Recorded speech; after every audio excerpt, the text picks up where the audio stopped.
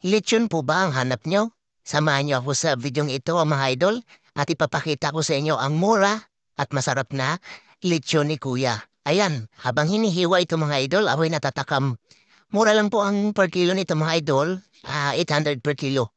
Ayan na. So malapit lang po sa Pasita Complex lang po ito. Ayan, Dolfo Native Lechon. At alam niyo po ba kung saan ito matatagpuan? Sa katapat po siya ng San Pedro Doctors Hospital. Dito lang po sa Along Highway, malapit sa May Mercury at May Inasal. So arot na mga idol, at kami na umuwi na at naghahanda na kami ng aming pananghalian sa mga sandaling ito. At ako'y nagda-diet mga idol, kukunti lang talaga ang nilagay kong mga ice sa aking plate. Dahil nga beer month, so kailangan mong mag-reduce ng pagkain. So ayan na mga idol. Sinubukan ko namang sinubo ko na. Ayan. First attempt mga idol. Talaga napapaaroy ako sa sarap.